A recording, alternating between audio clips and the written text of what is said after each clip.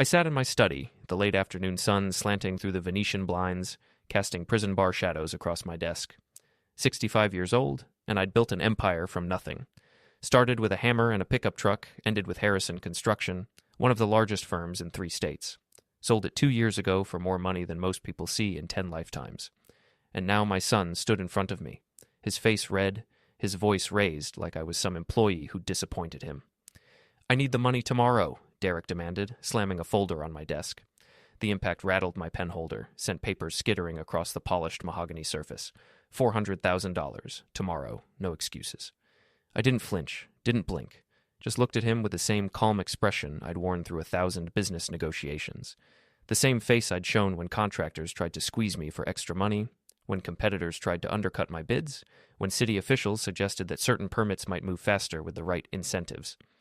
Behind him, Kayla stood with her arms crossed, her designer handbag probably worth more than most people's monthly rent.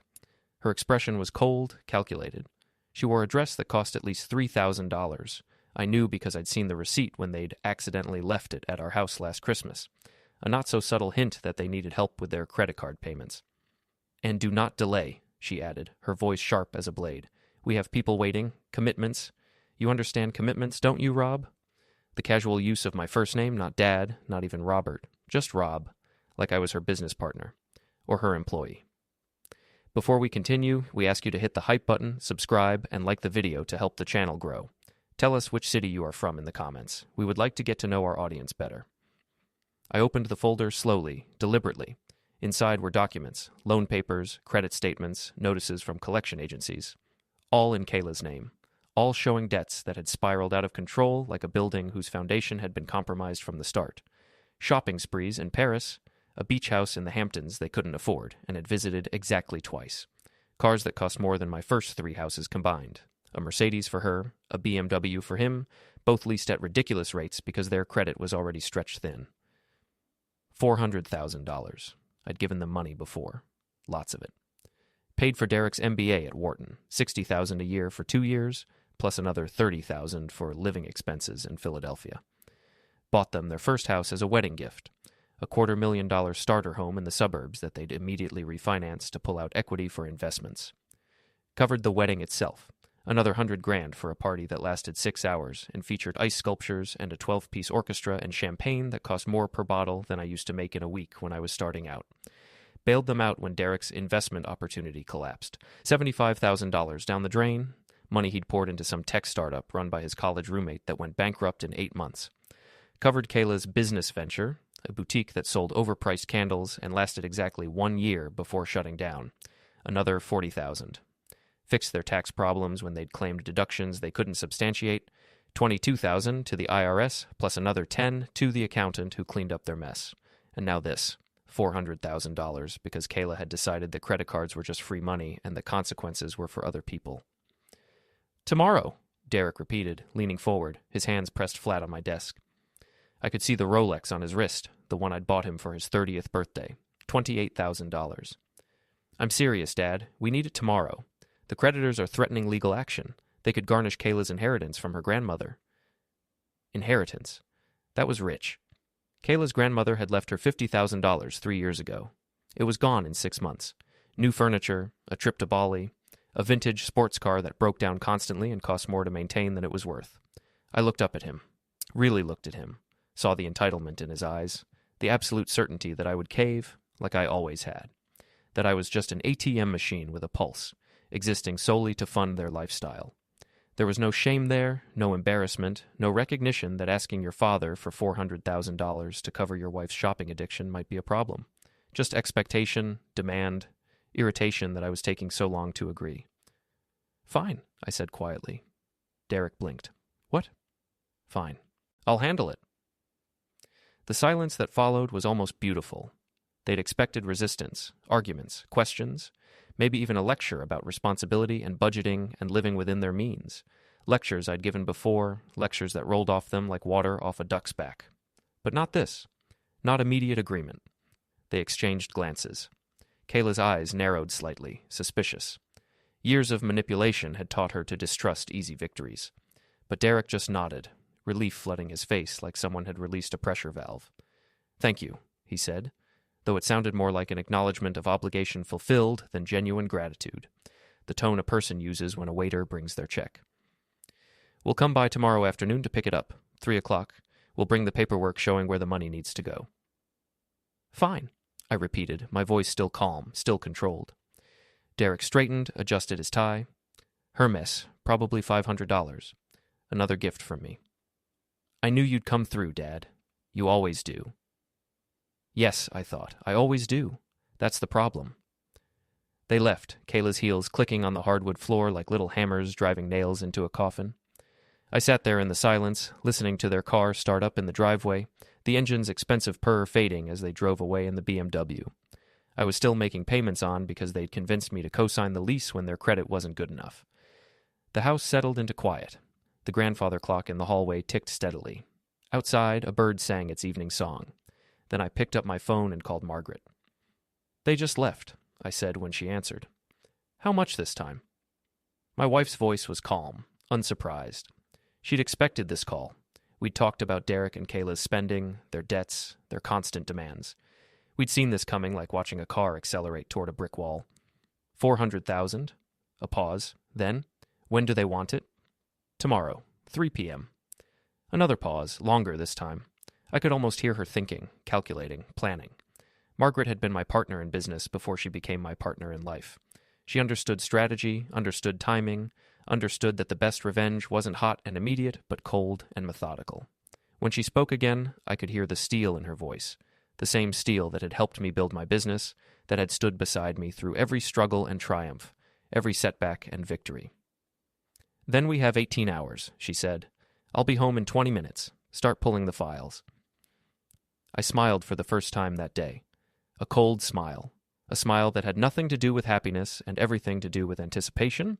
The smile of a man who'd spent his life building things and now was going to demonstrate exactly how efficiently he could dismantle them. "Already on it," I said. I hung up and turned to my filing cabinet. Not the new one, the digital system that tracked everything through spreadsheets and cloud storage. No, I walked to the old cabinet in the corner, the one I'd had since the beginning, the one with the dents and scratches, the one that had moved with me from my first tiny office to my current study, the one that held 30 years of paper records, receipts, canceled checks, loan documents, every scrap of evidence documenting my children's long, slow transformation from grateful recipients to entitled demanders. Evidence. I pulled open the top drawer and started gathering files. Derek's files, thick manila folders stuffed with papers, decades of financial support documented in ink and paper. Emily's files. My daughter had her own demands, her own debts, her own expectations. She and her husband Brandon were cut from the same cloth as Derek and Kayla. Different patterns, same material. 30 years of supporting them.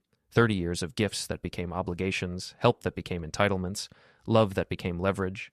30 years of watching them grow not into independent adults, but into financial parasites who saw their parents as an inexhaustible resource to be mined until nothing remained. Not anymore.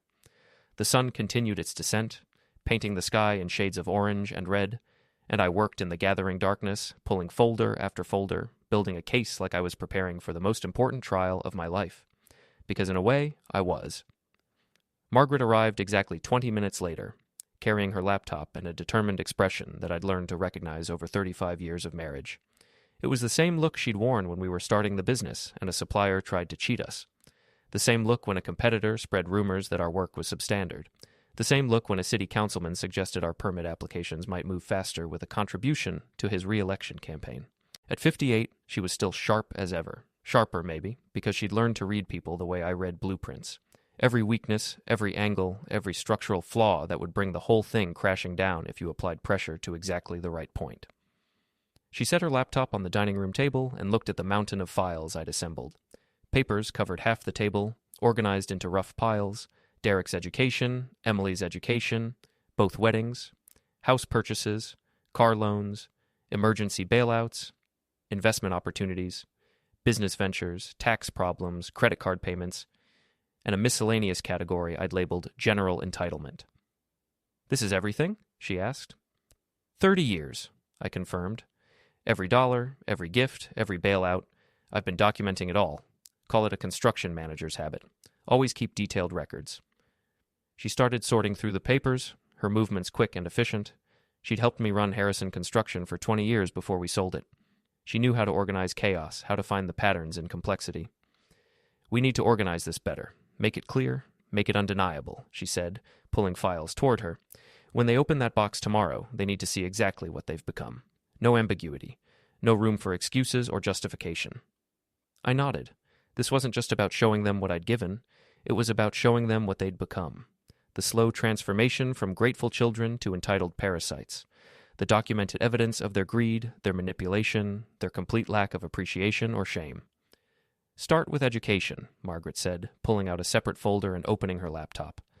Derek's college, graduate school, Emily's art school, then her second degree when she decided art wasn't fulfilling enough. We'll create a spreadsheet. Make it visual. Numbers they can't ignore. I found those files. Derek's tuition at Wharton, $120,000 over 2 years, not counting living expenses, which I'd also covered. Another $30,000 for his apartment in Philadelphia, his food, his transportation, his entertainment, books and supplies. Another $5,000. Spring break trips, another $3,000 each year. Professional wardrobe for interviews, $4,000. Moving expenses after graduation, $2,000. Emily's education had been even more expensive because she'd changed her mind halfway through. Started at an art school in Rhode Island, $60,000 a year for 3 years. Then decided she wanted to study interior design instead. Another 2 years at a different school, $50,000 per year. Living expenses for 5 years total, another $150,000. A car because public transportation wasn't reliable enough, $28,000. Art supplies, design software, portfolio development, another $15,000 spread across those years. Total for education, Margaret typed numbers into her spreadsheet, her fingers flying across the keyboard. Derek, $162,000. Emily, $335,000. Grand total, $497,000. $500,000 on education? And what had it bought? Derek worked in middle management at a company his college friend's father owned, making decisions about marketing strategies for consumer products. Emily hadn't worked in 3 years, claiming she was building her portfolio and establishing her brand. Weddings, Margaret said, moving to the next category. Derek's wedding had been elaborate. Kayla had insisted. 300 guests at a country club, seated dinner with filet mignon and lobster tails, open bar serving top-shelf liquor, a band flown in from New York City, flowers everywhere, ice sculptures, a dress that cost more than a used car. The total, $112,000. Emily's wedding had been worse. Destination wedding in Napa Valley, requiring us to fly out 80 close family members and friends, put them up in hotels for 3 nights, arrange transportation, host a rehearsal dinner and a post-wedding brunch in addition to the wedding itself. The ceremony at a vineyard, the reception under a custom-built pavilion, wine pairings with every course, a dress even more expensive than Kayla's. Total, $158,000. $270,000 for weddings, Margaret said, adding the numbers to her spreadsheet. Next category, houses. Derek's first house had been a wedding gift. $250,000, modest by today's standards, but a palace compared to the tiny apartment Margaret and I had rented when we were starting out. They'd lived there for 2 years before deciding it wasn't in the right neighborhood. Sold it and bought a bigger house. But they needed help with the down payment. Another $100,000 from us. Emily and Brandon's house had been similar. We'd given them $300,000 for their first home, a beautiful colonial in an upscale suburb. They'd lived there for 18 months before deciding they needed something more modern. We'd helped with that down payment too, another $75,000. Houses, $725,000, Margaret said. Cars? The list went on. Cars we'd bought, cars we'd co-signed for, car repairs and insurance when they claimed they couldn't afford their premiums. Derek's BMW lease, $800 a month, we'd been paying it for 2 years.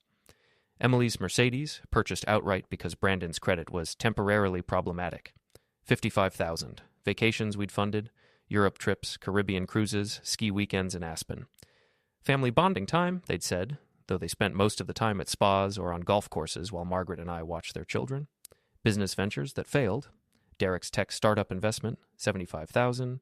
Kayla's boutique, $40,000. Emily's online jewelry store, $30,000. Brandon's consulting company that never got a single client, $25,000. Emergency bailouts, tax problems, legal problems, credit card debts, medical bills they claimed their insurance didn't cover, home repairs they couldn't afford, vet bills for their purebred dogs, private school tuition for their children that they'd committed to without having the money.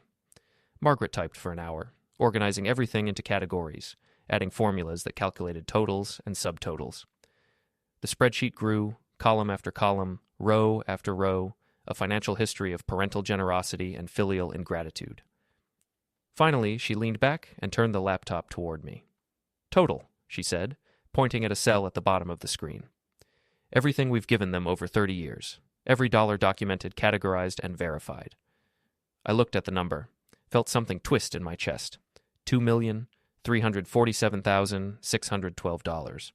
Not counting the gifts, the dinners we'd paid for, the small loans that were never repaid, the borrowed items that were never returned, not counting our time, our energy, our emotional investment, just the cash, just the money we could document.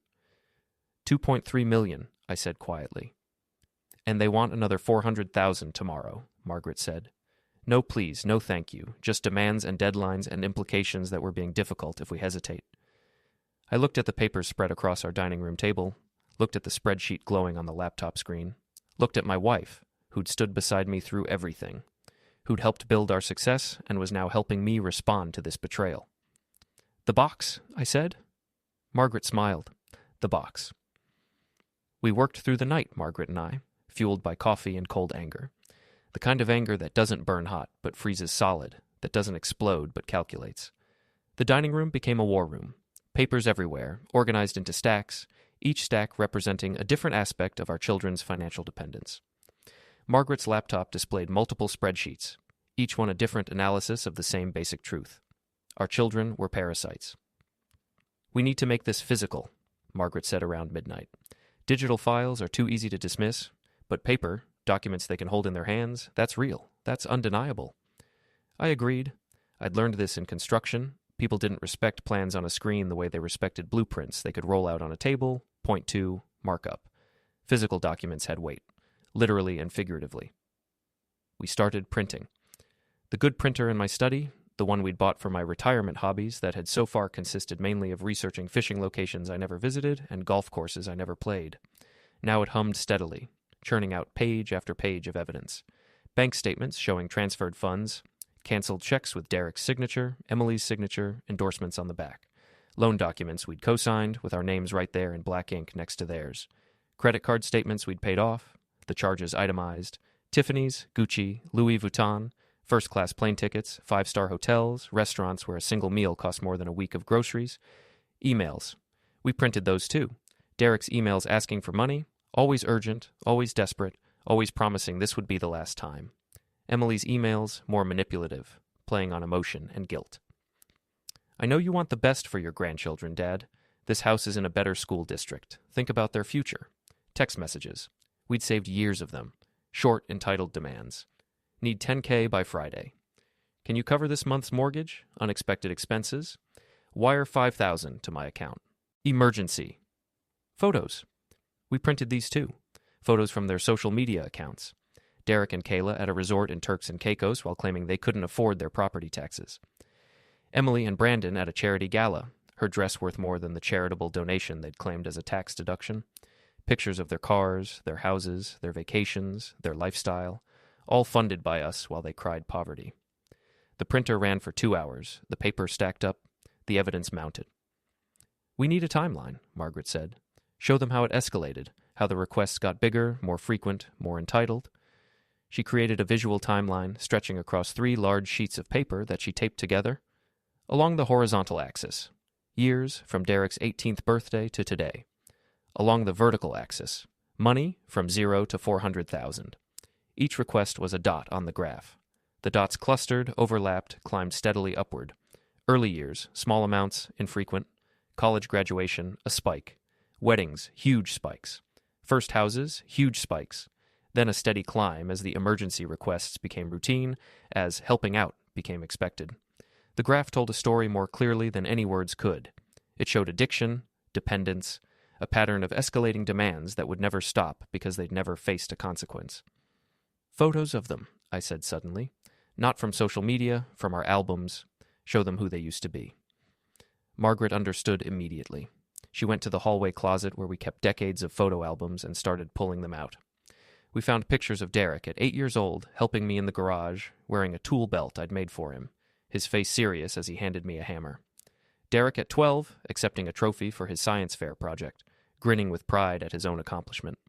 Derek at 16, washing his first car, a used Honda he'd bought with money he'd earned working at a grocery store, proud because it was his. Emily at 6, sitting at the kitchen table with her crayons, making artwork she'd given us, because I love you, Mommy and Daddy. Emily at 10, at her first art show at school, nervous and excited to show us her paintings. Emily at 14, volunteering at an animal shelter, coming home dirty and exhausted and happy because she'd helped. Children who'd been grateful, children who'd been proud of their own accomplishments, children who'd understood the value of work, of earning, of independence. What had happened to them? We printed copies of these photos, put them in the box alongside the evidence of what they'd become. The contrast would be stark, unavoidable. We need a note, Margaret said as dawn began to lighten the sky outside. Something short, something that sets the tone. I thought about it. Thought about everything I wanted to say, all the disappointment and anger and betrayal. But Margaret was right. Short was better. Let the evidence speak for itself. I pulled out a note card, heavy cream-colored paper, and wrote in my clear, steady handwriting, "You are not ready for what's inside, but you need to see it. You need to understand what you've become." That was all. No signature needed. They'd know it was from me. "The box itself," Margaret said. "It needs to be right." We went to the garage. I had dozens of boxes there, leftovers from various projects and purchases, but none of them felt right. They were too ordinary, too disposable. This needed to be something solid, something substantial. Then I saw it. On the top shelf, covered in dust. A wooden box I'd built years ago, back when I was teaching myself woodworking. Solid oak, dovetail joints, brass hinges. I'd made it for no particular purpose, just to prove to myself I could do it. It had sat unused for 15 years. I pulled it down, wiped off the dust. It was perfect. Big enough to hold all the documents. Heavy enough to feel significant when you picked it up. Beautiful enough that they'd want to open it, expect something good inside. I cleaned it carefully, oiled the hinges, polished the brass. Margaret organized the documents inside in a specific order. The timeline on top, they'd see that first, see the visual representation of their escalating greed, then the photos of who they used to be, then the financial records, organized by category, then the emails and texts, then the photos of their current lifestyle, then the spreadsheet showing the total, the complete accounting of their dependents. At the very bottom, buried beneath everything else, copies of the documents I'd already sent to my lawyer, trust modifications, will changes, financial restructuring, all of it legal, all of it binding, all of it completed 3 months ago when I'd first started to suspect this confrontation was inevitable. They thought they were coming for $400,000. They'd find something much more valuable, the truth, and the consequences. Margaret closed the lid of the box. It clicked shut with a satisfying sound, solid and final. "When do we leave?" she asked. I checked my watch. 6 a.m. Derek and Kayla would be here at 3 p.m. 9 hours. "We'll leave at noon," I said. "Give ourselves a comfortable margin. I want to be at the airport, through security, and at the gate before they arrive here." "Where are we going?" I smiled. "Does it matter? Anywhere but here. Pick a place. Somewhere nice. Somewhere we can watch this unfold from a safe distance." Margaret pulled out her phone, started searching for flights. "Hawaii," she said after a moment. "Direct flight leaves at 2:30. 6 hours in the air, time zone changes, puts us at the hotel before they even realize we're gone." "Perfect. Book it. First class." She raised an eyebrow. "First class? We always fly economy." "Not anymore," I said. "Not now that we're no longer funding their lifestyle. Think about it. $2 million over 30 years. That's more than $65,000 a year. Every year. That's first-class tickets whenever we want them. That's 5-star hotels. That's every luxury we've been denying ourselves so they could have everything they demanded." Margaret smiled, a genuine smile this time. Not the cold, calculating smile of someone planning revenge, but the warm smile of someone anticipating pleasure. "First class it is." We spent the morning preparing. Not for the trip. That was simple. Just some clothes thrown in a suitcase, toiletries, medications. No, we prepared for the aftermath. I called my lawyer first. Richard Jensen, who'd handled my business affairs for 25 years. He answered on the second ring, his voice alert despite the early hour. "Rob, what can I do for you?" "The situation we discussed 3 months ago. It's happening today." A pause. "They've made another demand?" $400,000. Due this afternoon?" "And you're proceeding with the plan?" "Yes. Margaret and I are leaving for Hawaii at 2:30. We'll be in the air when they arrive. I need you to be available by phone this afternoon. They'll probably try to call you when they find the box." "I'll be ready." "Rob, you're sure about this? Once they see those documents, there's no going back." I looked at the oak box sitting on our dining room table, morning light making the polished wood glow. "There's no going back anyway, Richard. They've made sure of that. I'm just making the consequences clear." "Understood. Have a good flight." I hung up and made my second call, to my accountant, Patricia Lee. She'd prepared the financial analyses in the box, had helped Margaret create the spreadsheets. She knew what was coming. "Rob Harrison," she said when she answered. "I've been expecting your call. This afternoon. They're coming at 3. And you'll be gone. In the air. Patricia, I need you to do something for me. When they call, and they will call, I need you to be sympathetic but firm. Tell them you're bound by confidentiality, that you can only discuss matters with me directly, that you cannot help them reach me. Of course, Rob, I have to say, in 30 years of accounting, I've never seen documentation like what we prepared. The level of financial dependence they've developed, it's remarkable. Remarkably disturbing. Yes, but I think you're doing the right thing. Sometimes people need to face consequences. Maybe this will be the wake-up call they need." I wasn't as optimistic as Patricia, but I appreciated the sentiment. "Thank you. I'll be in touch when we're settled." My third call was to my bank. I spoke with the branch manager, a woman named Linda who'd handled my accounts for years. I gave her specific instructions, and no transactions over $1,000 could be processed without my direct verbal authorization, confirmed by security questions only I could answer. All my accounts were to be flagged. Any unusual activity should be reported to me immediately. "Are you expecting someone to attempt to access your accounts fraudulently?" Linda asked, concern in her voice. "I'm expecting my children to panic," I said honestly. "And panicked people do stupid things." "I understand. The flags are in place. Your accounts are secure." Margaret made her own calls. To our credit card companies, putting freezes on any cards Derek or Emily might have access to. To our insurance agents, ensuring that no policy changes could be made without both of our signatures. To the security company that monitored our home, arranging for additional monitoring while we were away. We were circling the wagons, securing our defenses, preparing for a siege. At 11 o'clock, we moved the box to the entryway. Placed it on the table right inside the front door, impossible to miss. The cream-colored note card lay on top, my handwriting clear and bold. "You are not ready for what's inside, but you need to see it. You need to understand what you've become." I locked the deadbolt on the front door but left the side door, the one that led into the kitchen, unlocked. Derek had a key to that door. He'd be able to get in, but he'd have to walk through the kitchen and dining room to reach the entryway. He'd have time to call out, to expect us to answer, to realize slowly that the house was empty except for the box. Margaret checked her watch. 11:30, we should head to the airport. I took one last look around our home, the house we'd bought 20 years ago, the house we'd raised our children in, the house that held 3 decades of memories. Good memories, mostly, from when they were younger, from before the entitlement had set in like rot in a foundation. Would I ever see them again? Derek, Emily, the grandchildren we'd been kept at arm's length from unless our presents came with a check? I didn't know. Right now, I didn't care. Right now, I just wanted to be somewhere far away when they opened that box. We loaded our suitcase into the car. I backed out of the driveway, the garage door closing behind us with mechanical finality. Margaret sat beside me, her hand resting on mine on the gear shift. United. A team. The way we'd always been. The drive to the airport took 40 minutes. We checked our bag, went through security, found our gate. The departure board showed our flight on time. Boarding would begin at 2 o'clock. I bought 2 coffees at an overpriced airport cafe, and we sat in uncomfortable gate chairs, watching other travelers rush past, everyone absorbed in their own dramas and destinations. My phone buzzed, a text from Derek. "See you at 3, have the check ready." Not even, "Hi, Dad." Not, "Thank you." Not, "See you soon, looking forward to it." Just a demand, an instruction, an expectation of compliance. I showed the text to Margaret. She shook her head, her expression hardening. "Don't respond," she said. I didn't plan to. Let him wonder. Let him show up to an empty house and a box full of truths he didn't want to face. At 2 o'clock, the gate agent announced boarding for first-class passengers. Margaret and I stood, gathered our carry-on bags, walked down the jetway.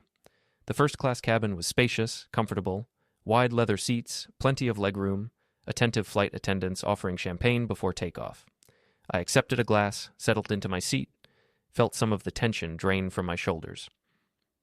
"To consequences," Margaret said, raising her glass.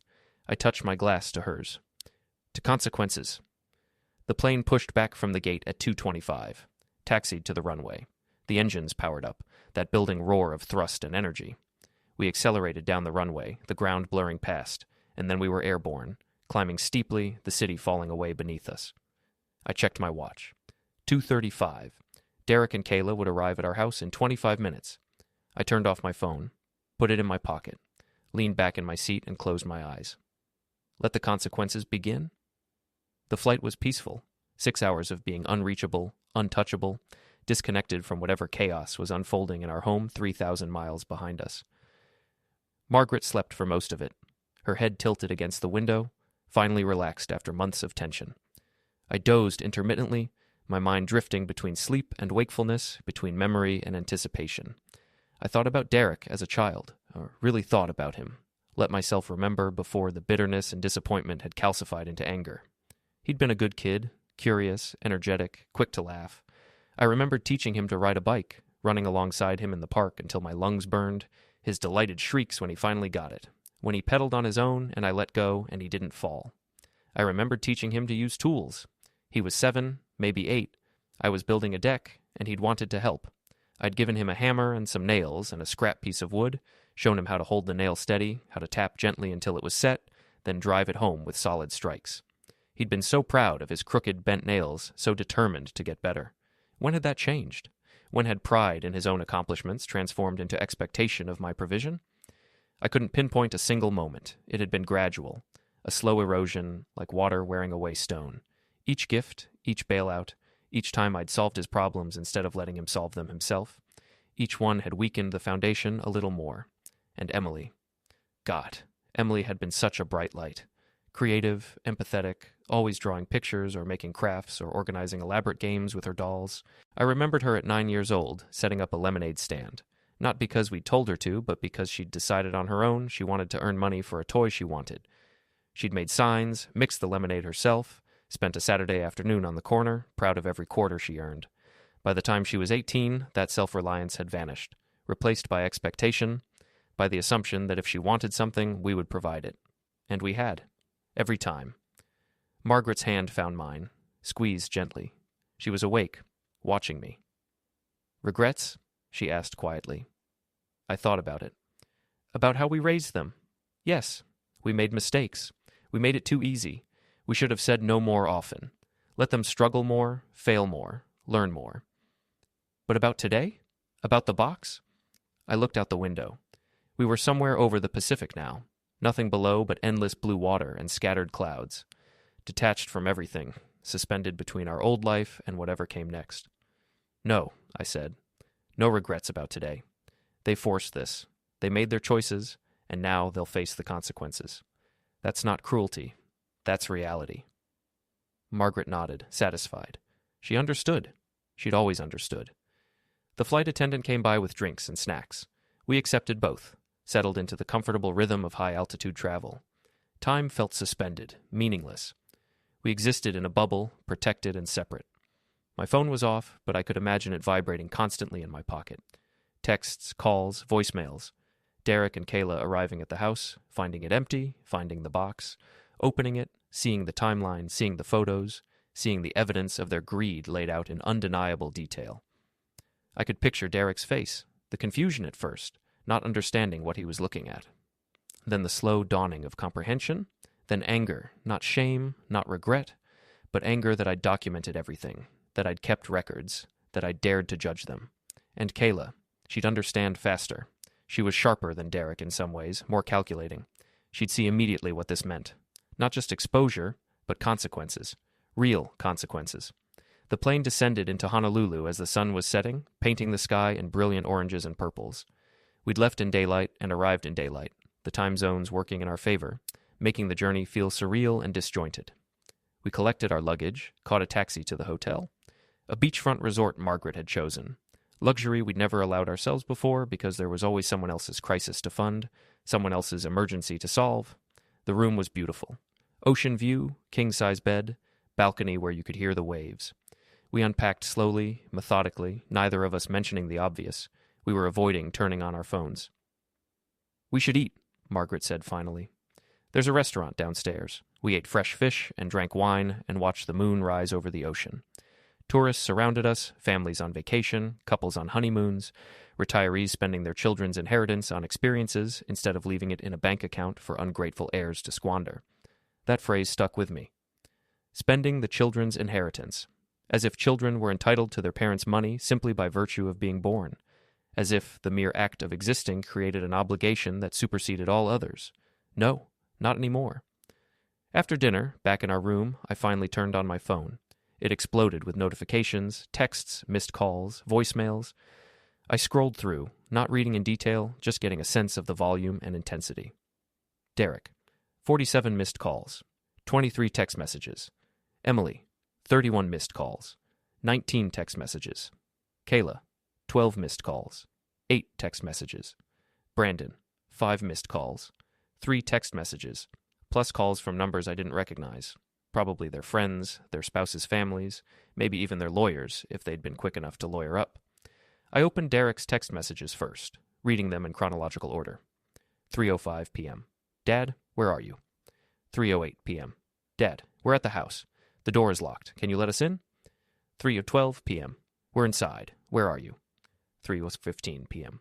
Dad, what is this box? 3:18 p.m. Call me now. 3:25 p.m. What the hell is this? Why do you have all these documents? 3:31 p.m. This is insane. You've been tracking everything, keeping records like we're criminals. 3:45 p.m. Dad, this isn't funny.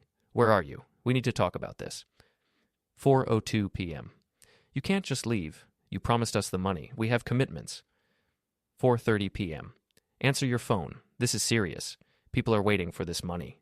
5:15 p.m. I talked to Richard. He says he can't tell me where you are. What did you do?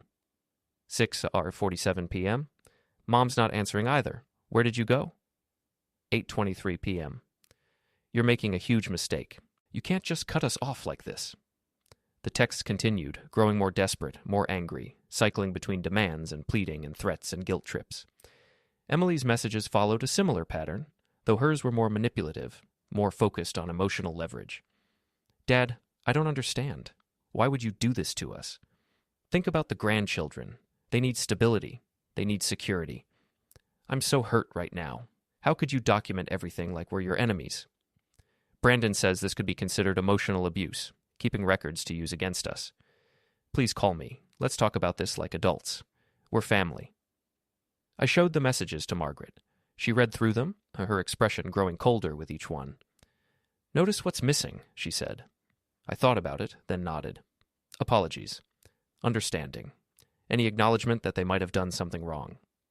Exactly. It's all about how we've wronged them, how we've betrayed them. How dare we document the truth? I checked my voicemail. The first message was Derek, his voice tight with barely controlled anger. Dad, what is this? What are you trying to prove? So you helped us over the years. That's what parents do. You don't keep score. You don't document everything like you're building a legal case. Call me back, now. The second was Emily, crying. Daddy, please call me. I saw the box. I saw everything. I don't understand why you're doing this. We love you. We've always loved you. How can you use our relationship as a weapon against us? The third was Kayla, no longer pretending respect or affection. Rob, this is unacceptable. We had an agreement. Derek needs that money tomorrow. Not next week, not next month, tomorrow. Whatever point you're trying to make, you've made it. Now answer your phone and transfer the funds like you promised. I deleted the voicemails without listening to the rest. 37 more waited, but I'd heard enough. Same themes, different variations. Anger, manipulation, entitlement, no accountability. What now? Margaret asked. I looked out at the ocean, dark and vast under the moonlight. Waves rolling in endlessly, patient and implacable. Now we enjoy our vacation. We spent $2 million on them over 30 years. I think we've earned a week in Hawaii. And when they keep calling? Let them call. Eventually they'll figure out I'm not answering. Eventually they'll have to deal with their problems themselves. For the first time in 30 years, they'll have to be adults. Margaret smiled, kissed my cheek. You know they'll turn this around somehow. Make themselves the victims. Tell everyone what cruel parents we are. Let them. The people who matter will understand. The people who don't, well, their opinions don't matter. I turned off my phone again, put it in the room safe, set the combination, and locked it away. No phones for the rest of the trip, I said. No contact, no updates, no checking in. Just us, the beach, and the peace we should have had years ago. Margaret agreed immediately, adding her phone to the safe. We locked away the chaos, the drama, the endless demands. We were free. The next 3 days in Hawaii felt like stepping into a life we didn't realize we'd been missing. It wasn't the postcard beauty of the island that stunned us, though the water, the palms, and the golden mornings were breathtaking. It was the silence. No buzzing phones, no texts claiming urgent crises, no guilt-laced requests for money. We woke when our bodies were ready, not when someone else's emergency demanded it. Breakfast on the balcony became a quiet ritual, ocean breeze, hot coffee, and surfers catching early waves. We walked barefoot on the beach, read books that had waited years for our attention, napped in the afternoon just because we could.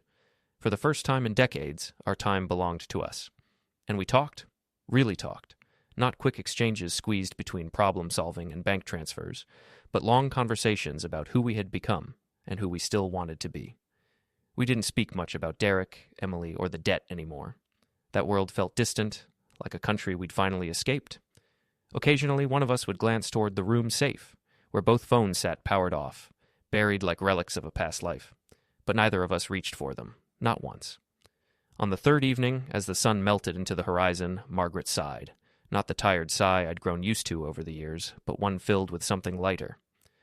"This is what peace feels like," she said. I nodded. "And we paid for it ourselves." We didn't know what waited for us when we finally turned the phones back on. Anger, blame, chaos, probably all three. But for now, none of it mattered. The world could rage without us. For the first time in 30 years, our children were being forced to solve their own lives, and we were finally free to live ours. We flew home the next day, the peace of vacation fading as the plane descended. Neither of us spoke as we collected our luggage. We both knew chaos was waiting. In the taxi, Margaret finally asked, "What will you do first?" "Turn on my phone," I said. "See what disasters they've created. Then decide the next step." "You could ignore them longer." "I could, but eventually this has to be addressed. On my terms." The house looked untouched. The lawn was mowed, everything in place. Inside, the first thing I noticed was that the box was gone.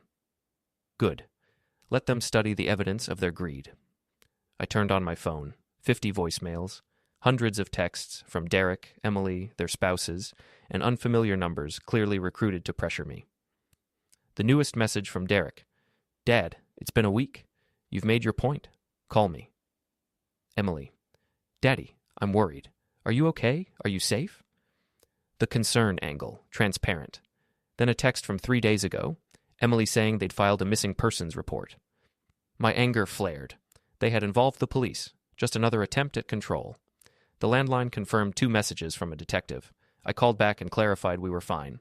He admitted Derek was more angry than worried, and, off the record, said he'd seen this dynamic before.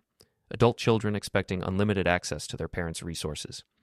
Even a stranger understood. Next, I checked email. A message from my lawyer, Richard.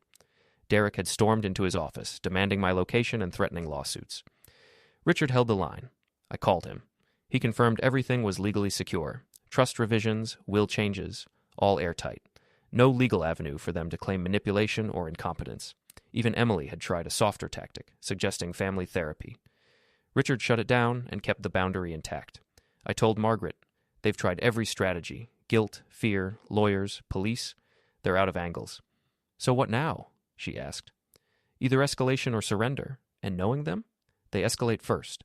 Threats, public shaming, dragging family into it. And if that fails? Then we'll see if they can actually change. If not, we cut them off permanently."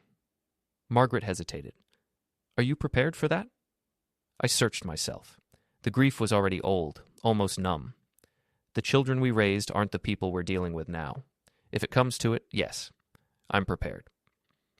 I drafted an email to key relatives and friends, neutral and factual, explaining that we were safe, setting financial boundaries, and asking for privacy. 15 people received it, enough to block Derek and Emily from twisting the story. "That should keep them from weaponizing our social circle," I told Margaret. "Now what?" "Now we live our life," I said. We ordered Thai food, watched a nature documentary, and went to bed early. No drama, no phone, just peace. I slept deeply and woke ready ready for whatever comes next. What came next arrived at 9:30 the following morning in the form of Derek's BMW pulling into our driveway. I watched from the study window as Derek and Emily got out of the car. Not Kayla, not Brandon. Just my children, presenting a united front, probably thinking they'd have better luck without their spouses. They walked to the front door. The doorbell rang. Margaret appeared beside me. Do we answer? Yes, this was inevitable. Might as well get it over with. We went to the door together. I opened it, and there they stood. Derek in a business suit, Emily in a conservative dress. Both of them looked tired, strained. Good. Dad, Derek said. Mom, can we come in? No, I said calmly. They both blinked, surprised. They'd expected resistance to be subtle, passive-aggressive, not a direct refusal at the door. Dad, we need to talk, Emily said. Really talk. About everything. Then talk. You can do it from there. Derek's jaw tightened. This is ridiculous. We're your children. You won't even let us in the house? You're adults who think they're entitled to my money. Whether you're my children is debatable at this point. Emily's eyes filled with tears. Right on cue. The tears that had worked for 30 years, that had softened my resolve 1,000 times. How can you say that? We're family. Family doesn't keep score. Family doesn't document everything like you're building a case against us. Family also doesn't demand $400,000 with zero gratitude and less respect, Margaret said, her voice cold. Family doesn't treat their parents like an ATM. We've never, Derek started. Don't, I interrupted. Don't stand on my doorstep and lie to my face. You've seen the box. You've seen the documentation. You know exactly what you've done. So you help us out over the years and now you're throwing it in our faces? Derek's voice rose. That's manipulative, Dad. That's controlling behavior. I almost laughed. I'm controlling because I documented the truth? No, Derek. What's controlling is demanding money and threatening social consequences if I don't comply. What's manipulative is your wife using emotional pressure to extract $400,000. We needed that money. We have commitments. Then honor them with your own money, your own resources, your own work. We can't, Derek was shouting now. We're in debt because of your choices, your spending, your refusal to live within your means. Emily stepped forward. Daddy, please, let's not do this on the doorstep. Let us come in. We can talk calmly, work this out. There's nothing to work out, Emily. The changes have been made. The trust modifications are legal and binding. The will has been updated. Your access to our money is over. You're cutting us off? Her voice broke. Completely? I'm establishing boundaries. If you need help, genuine help, medical emergencies, true crises, we'll discuss it. But bailouts for bad decisions, funding for lifestyles you can't afford, that's over. This is because of her, isn't it? Derek pointed at Margaret. She's been poisoning you against us, convincing you we're terrible people. Margaret smiled, cold and sharp. Derek, I didn't have to convince your father of anything. You did that all by yourselves. We're not terrible people, Emily was crying openly now. We made mistakes, we spent more than we should have, but we're your children. You're supposed to love us unconditionally. I do love you, I said, and meant it. That's why I'm doing this. Because love without boundaries isn't love, it's enabling. And I've enabled you for too long. So this is tough love? Derek's voice dripped sarcasm. Abandoning us when we need you most? This is consequences. You're 32 years old, Derek. Emily, you're 30. You're not children anymore. You're adults, and adults face consequences for their choices. You know what? Derek stepped back, his face flushing red. Fine. You want to cut us off? Do it. But don't expect us to come crawling back when you change your mind. Don't expect to see your grandchildren. Don't expect us at holidays. You're choosing money over family. No, I said quietly. You chose money over family. Years ago. I'm just finally recognizing it. Emily grabbed Derek's arm. Derek, don't. Please, let's not. But Derek was already turning away, stalking back to his car. Emily followed, looking back over her shoulder, still crying. Dad, please, she called. Think about this. Really think about it. We can fix this. You can fix this, I called back, by taking responsibility for your own lives. They got in the car. Derek slammed the door so hard I was surprised the window didn't shatter. He backed out of the driveway too fast, tires squealing slightly as he turned onto the street. I closed the door, stood there for a moment, Margaret beside me. That went about as expected, she said. Yes, the threats, the manipulation, the blame, all predictable. Do you think he meant it? About not seeing the grandchildren? I sighed. Probably not. It's the biggest weapon he has. He'll use it as long as he thinks it'll work. And when he realizes it won't? Then he'll either genuinely change or prove that he values money more than family. Either way, we'll know the truth. Margaret squeezed my hand. I'm proud of you. That couldn't have been easy. It wasn't.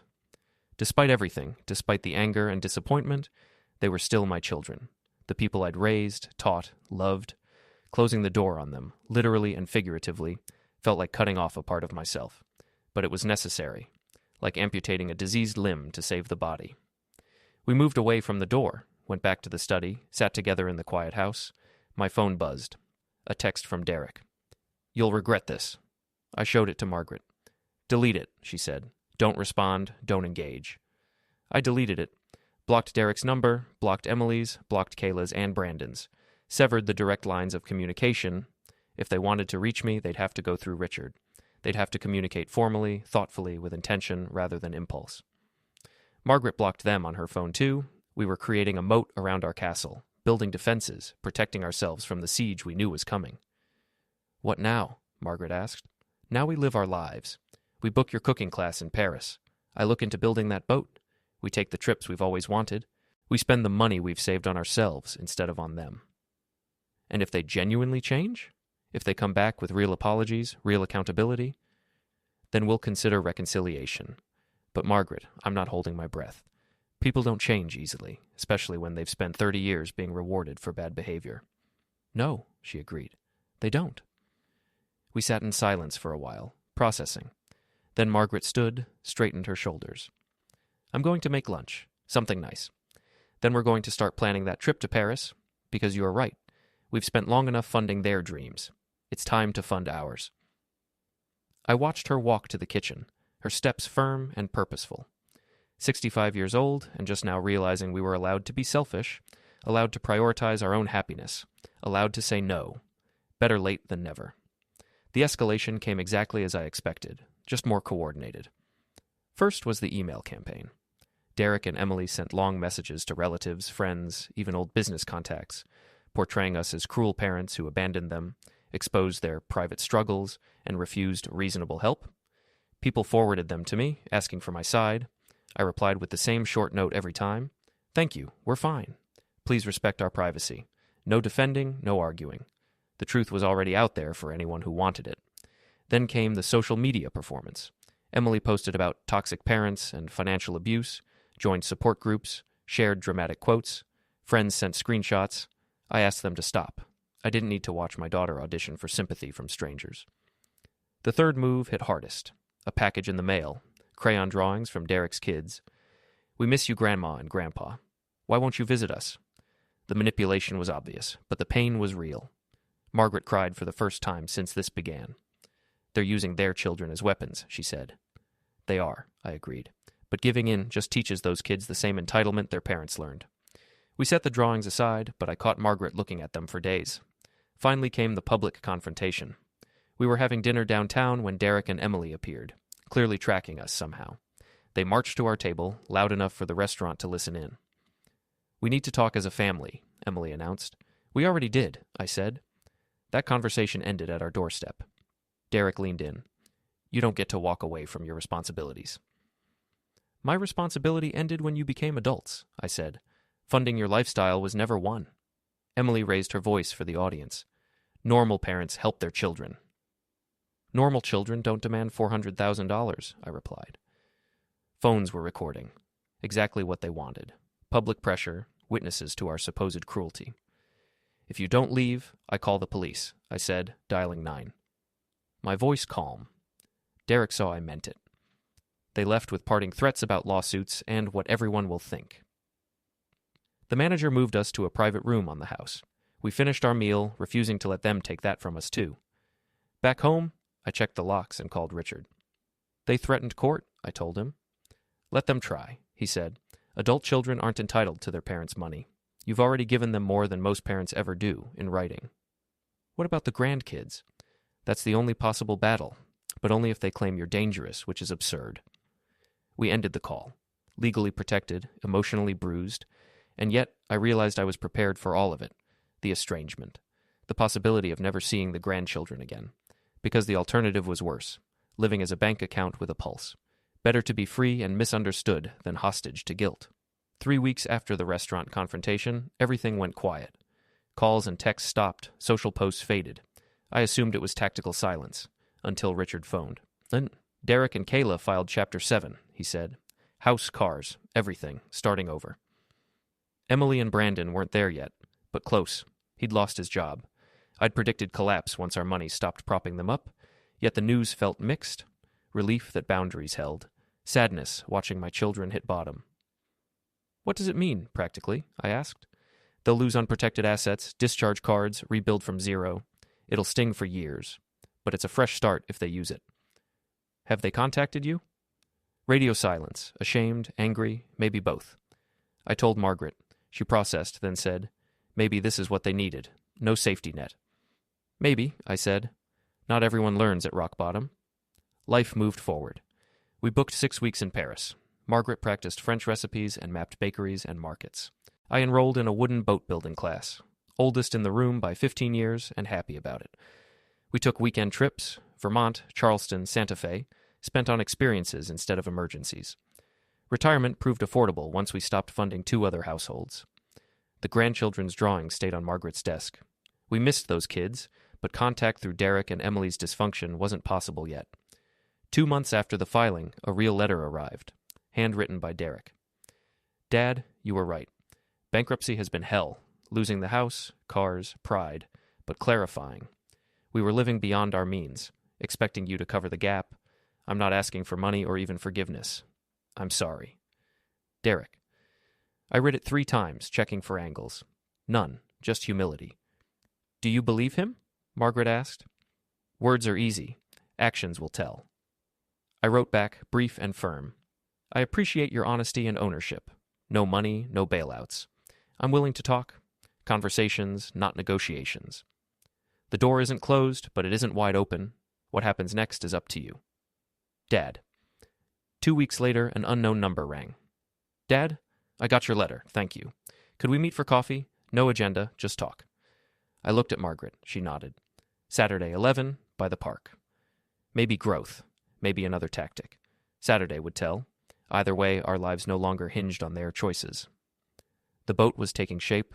Paris awaited. We were finally living for ourselves. I looked across the study at Margaret, sunlight warming the room where this all began. Whatever happens Saturday, I said, we've already won. We set the boundary, held it, and stayed free. Whether Derek changes, whether Emily reaches out, whether we see the grandkids soon or not. She took my hand. We did. Together. Outside, the world kept moving, our children facing consequences we'd stopped absorbing, the grandchildren growing, learning whatever lessons their parents' choices would teach. Here, we had what mattered, each other, our peace, our future. The box had done its work, the truth landed, and we were still standing.